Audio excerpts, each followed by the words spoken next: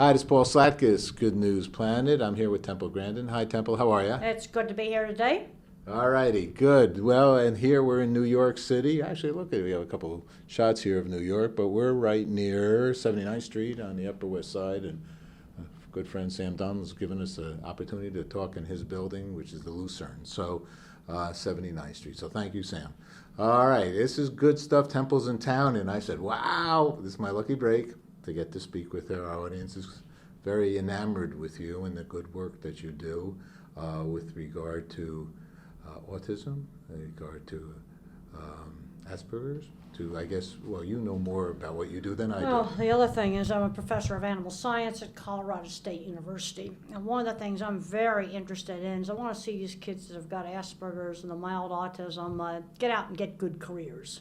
Because when I go over into the cattle world, I see lots of older people my age that have never been diagnosed in good jobs like raising cattle, building things, doing design work, doing metal fabrication work, doing just all sorts of things. Okay. Your latest book, what's the title there? I think it's appropriate. My latest book is The Autistic Brain. And one of the things I talk about in this book is the different kinds of minds. I'm a visual thinker. I think completely in pictures. Algebra was impossible for me. So as a visual thinker, I'm good at doing design work. Visual thinking was the basis of my career. And my ability in art was always encouraged. Another kind of specialized thinking is mathematical thinking or pattern thinking. These are the kids that maybe in third grade, the little math geniuses, but then they have trouble with reading. Then you've got others that love history and they're the word thinker. We need to be working on building up the thing that they're good at. And we need to start thinking about what can they do when they grow up. One of the big problems we got with autism is it's such a big spectrum. At one end of the spectrum, you've got Einstein with no language till age 3 and Steve Jobs. At the other end of the spectrum, you've got somebody that remains nonverbal with much more severe problems. Another thing I'm really emphasizing is the importance of learning working skills. When I was 13, my mother got me a little job sewing for a freelance seamstress. When I was 14, 15, and 16, I was cleaning 8 horse stalls every day. In my early 20s, I was making signs for the Arizona State Fair Carnival.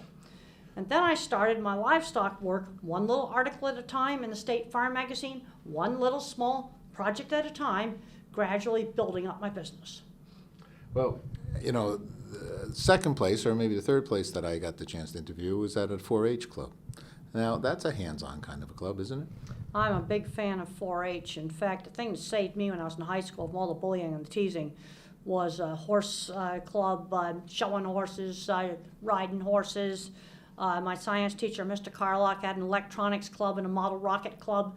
And these places were refuges away from all the bullying and teasing. I'm a big fan of getting these kids that are getting bullied in specialized interest things. It could be band, it could be theater, it could be a computer programming club, it could be a FFA farm program, it could be lots of different things.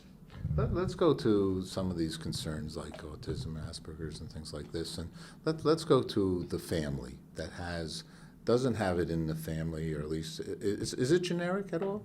Oh, it's definitely genetic, and the thing is, it's I'm sorry, genetic. It's definitely genetic, and varies greatly. Half of Silicon Valley has got some autism genes.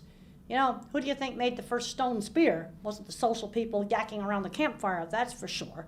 But you see, the problem is you get more autism genetics, then you get into some more severe problems. And in my book, The Autistic Brain, I talk about the different thinking types.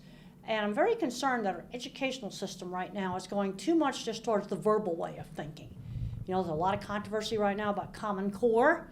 Now, I have no problem with having standards, but let's look at them more as destinations, where at the end of third grade, a child has to be able to do certain kinds of fractions or do this and that, and then let teachers be creative on how you get to the destination.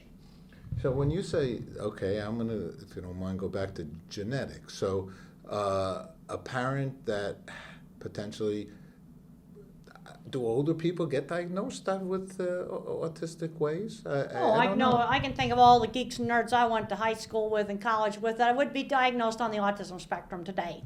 And you know what? They all got good jobs running businesses and things like that. Because back in the 50s, they pounded the manners in. You had to learn how to shake hands. One of the things my mother had me do is be hostess at her cocktail parties. I'm seeing too many kids today haven't learned how to shake hands. They haven't learned how to shop. They haven't learned how to do some of the most basic skills. There's a tendency lots of times to overprotect these kids. You got to stretch them. You got to stretch them just outside that comfort zone, but no surprises. Surprises cause So fear. so let's use that word surprise. So what are some of the kinds of things that we're talking about that could be potentially say has some characteristics of autism? Oh, the guy that's kind of shy and not very social, but maybe very good at what he does. You know, a lot of computer programming people, technical people, maybe somebody that loves history and he knows every fact about Roman history or some other thing that he's interested in. Those would be examples of people that are probably mildly on the spectrum. You see, there's no black and white dividing line between geeks, nerds, and mild autism. Okay, all right. I feel like I'm involved with some of those things, but then whenever I say I'm involved with some of those things, people say, but you're really not autistic or whatever. Because autistic, a way people think of somebody autistic, I think is more on the more serious side of it. Acting out in things. Well, this is the problem you've got is it's a very big spectrum. I had a lot of problems. I got in some fights when I was in high school and kids teased me. I had to learn how to switch anger to crying. That's what I had to do. I was still absolutely miserable, but that's the thing that stopped the fights. And the rule in my house was temper tantrum. There'd be no television that night. That simple. That was the rule. It was very, very consistently applied. How did then? Okay, well, there's one semi-solution. What are some of the ways that people are parents? So what I was leading to initially was that thinking that the parents, it wasn't genetic, and that a parent had a child, and now it's even being more recognized than in the old days. 1 out of 88 or something. How do you know whether your child has some autistic ways? And is that bad? Is it good? Or how do you deal with it? What do you do? Well, let's look at it. First of all, you got the kids with speech delay, like me. Or at age 3, I had no language. It's very important to get these kids into very early intensive intervention. That was done with me. Now, the other then what happens when you work on these little kids, you've got the ones you can kind of pull out of it.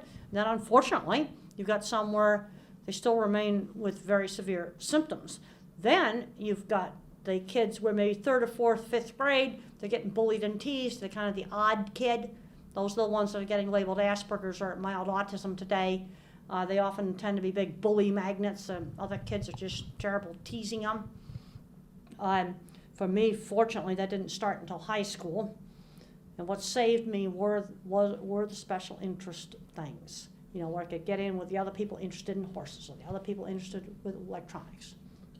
All right, so give us a little more about what's in your latest book. What are the kinds of things that we can learn? Well, another big thing in the autistic brain is the whole importance of developing job skills.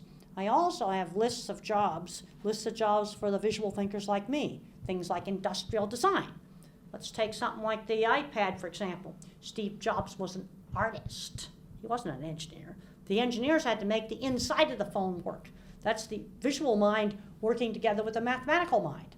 Okay, then the mathematical kids, it's going to be computer programming, engineering, all kinds of science things, mathematics, chemistry.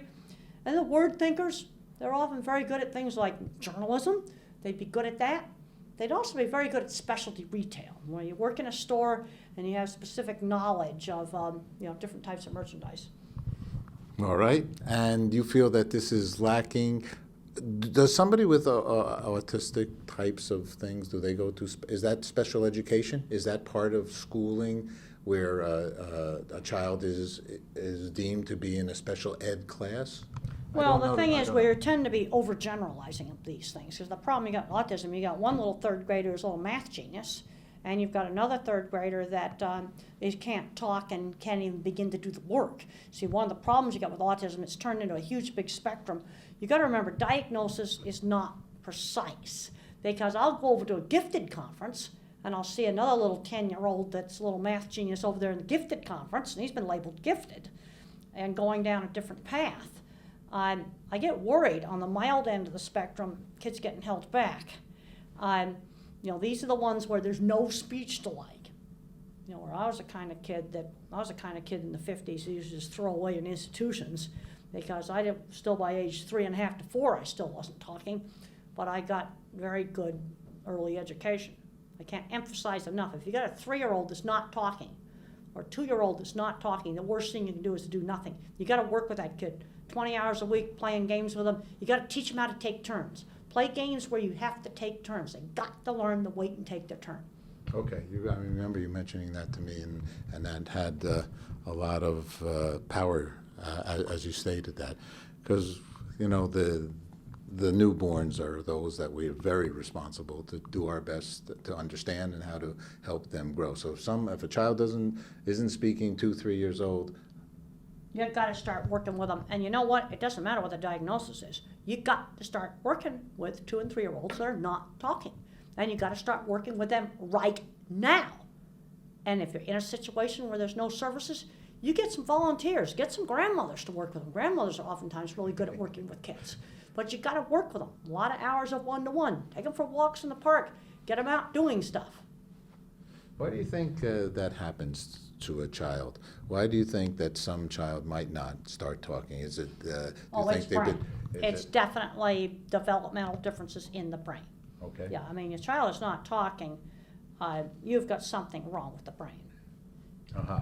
And do they, because I don't know this either, do they give some kind of drugs? Is Well, the there's word way drugs? way too many drugs given out to little kids. Way too many drugs given out to little Okay, kids. I'm okay There's with that a answer. lot of, get teenagers, get a lot of anxiety problems, panic attacks. I take antidepressant medication to control the panic attacks. A little bit of medication older sometimes can really help, but there's way too many drugs given out. It's disgusting the amount of boys right now that are given drugs for ADHD, even down to age 2. That's absolutely disgusting. 2-year-olds are not able to control themselves. That's why it's called the terrible twos.